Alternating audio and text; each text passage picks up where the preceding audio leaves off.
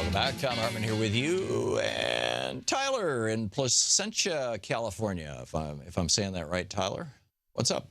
Yeah. Hi, Tom. Thanks for taking my call. I was just curious to get your thoughts on the March for Life demonstrations going on today. I'm curious what you think, because I tend to see there's a lot of overlap between the pro-life camp and the pro-war camp and the people who denounce social spending, like food stamps, so essentially pro-poverty people as well.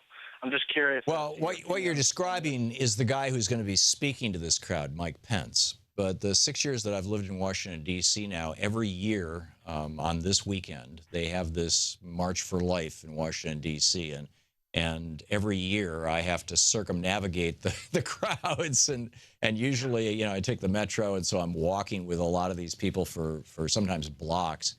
And what I've figured out is that the vast majority, I think probably over 90%, I could be wrong on that, I really don't have anything other than my own observation, having seen it every year for 6 years, but that the vast majority of the people who are here at this so-called March for Life are Catholic school students who have been bussed into town by their Catholic schools. And typically, on the young end, 8, 9, 10 years old, most of them look like they're junior high and high school students, or middle school and high school students.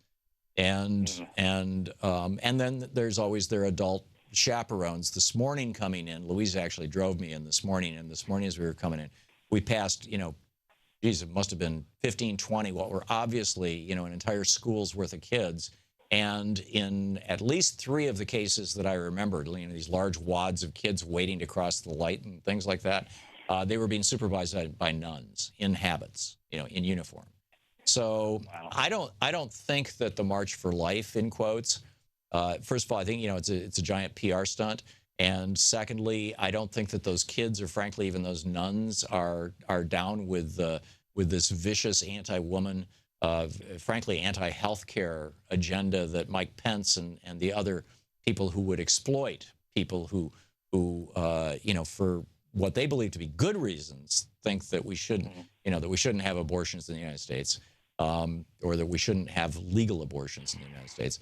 I think that they're malinformed or misinformed. I think it's tragic, but I don't. I don't see this as this insidious, awful thing. I see it really as the Catholic Church flexing its muscles. Interesting. So, okay, thank you. Yeah, thanks a lot for the call, Tyler.